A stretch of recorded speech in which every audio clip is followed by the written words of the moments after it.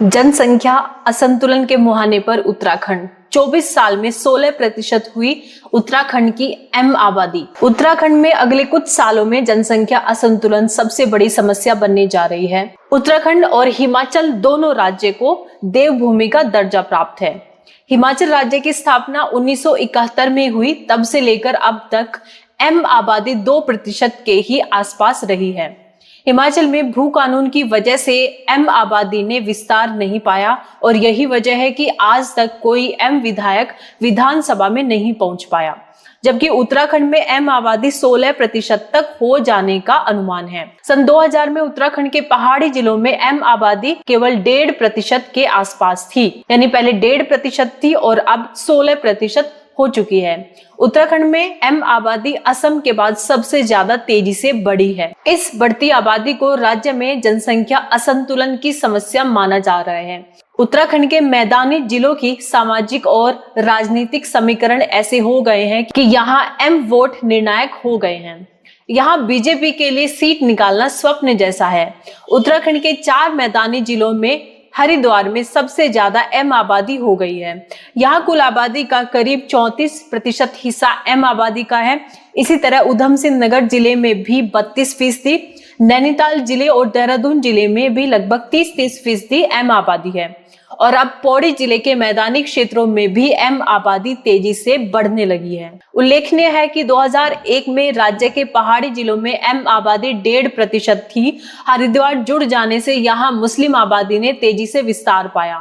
2011 में 13.9% थी और अब 2022 में इसके 16% से ज्यादा हो जाने का अनुमान है।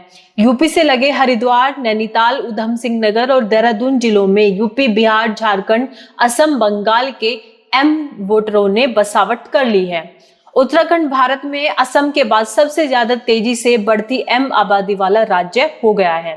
केरल और बंगाल में भी आबादी वृद्धि दर देवभूमि उत्तराखंड से कम है।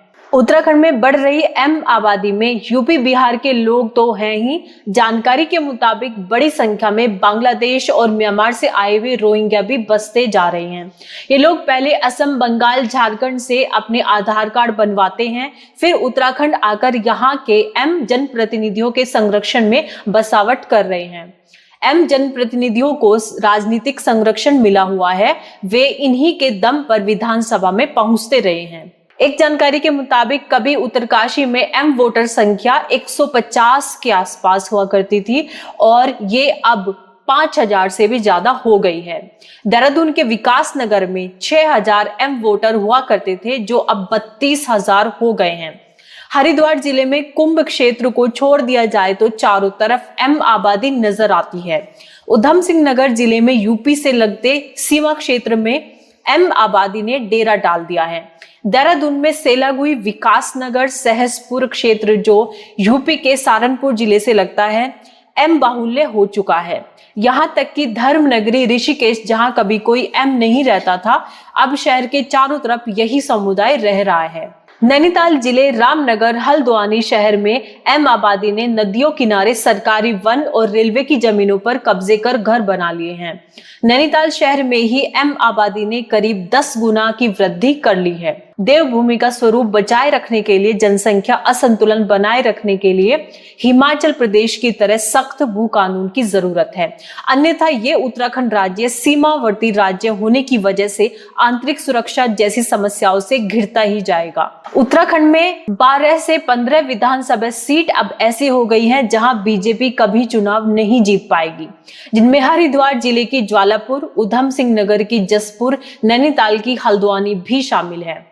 धीरे धीरे वोटर बढ़ रहे हैं जो कभी भी बीजेपी को वोट नहीं देते। यानी जनसंख्या असंतुलन से सबसे ज्यादा उत्तराखंड की राजनीति प्रभावित होने वाली है। डेमोग्राफी चेंज की शिकार सरकारी कॉलोनियों को बनाया जा रहा है। देहरादून जिले में विकास नगर क्षेत्र में UGVNL की सरकारी कॉलोनियों में बाहर से आए लोगों को बसाने, उन्हें कब्जा दिलाने का खेल चल रहा है। जानकारी के मुताबिक UGVNL के विकास नगर क्षेत्र में बड़ी बड़ी कई सरकारी कॉलोनियां बनी हुई हैं। इन कॉलोनियों का निर्माण जल विद्युत परियोजनाओं के निर्माण के दौरान काम करने वाले श्रमिकों और अधिकारियों के रहने के लिए किया गया था। इनमें सैकड़ों लोग रहते थे। परियोजना का काम पूरा होते ही बहुत से लोग यहाँ से चले गए। अब ये भवन खाली पड़े थे, जिनमें अब बाहर राज्यों के एम लोगों को लाकर योजनाबद्ध तरीके से अवैध रूप से बसाया जा रहा है।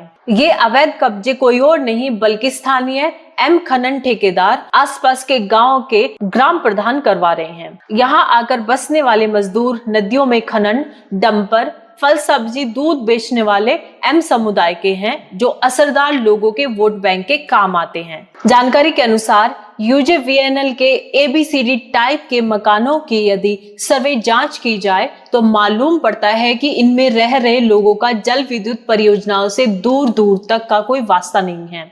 फिर ये लोग कौन हैं, ये कहां से आकर यहाँ बसे या बसाए गए हैं। सूत्र बताते हैं कि इन कॉलोनियों में खाली पड़े खंडरनुमा D टाइप कैटेगरी के वीरान भवनों में सबसे पहले फल सब्जी और छोटे मोटे कारोबार करने वाले बाहर से आकर अपनी दुकान लगाते थे। फिर ये योजनाबद्ध तरीके से इन खंडर भवनों की मरम्मत करते हैं और अंदर जाकर काबिज हो जाते हैं। इन यूजेवीएनएल कॉलोनियों में बिजली पानी का भुगतान नहीं करना पड़ता, यानी ये बिजली पानी भी फ्री ले रहे हैं यहाँ पे।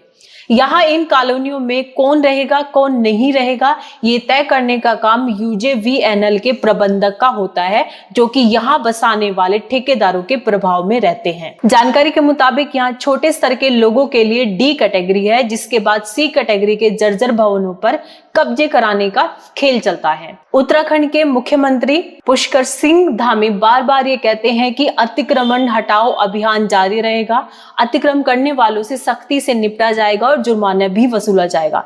लेकिन उत्तराखंड की राजधानी देहरादून में ही सरकारी भवनों पर जिस प्रकार से एम ठेकेदार कब्जे करवा रहे हैं और वहां पर रोहिंग्या बांग्लादेशियों तक को बसा रहे हैं, इसको लेकर के कोई प्रभावशाली कदम ग्राउंड जीरो पर होते हुए नजर नहीं आ रहे हैं। तो ऐसे में सीएम धामी का यह कहना कि उत्तराखंड में अतिक्रमण को हटाया जाएगा और इसका अभियान जारी रहेगा, क्या ये एक जुमला भर ही है? आप कमेंट बॉक्स में हमें इसके विषय में बताइए। धन्यवाद।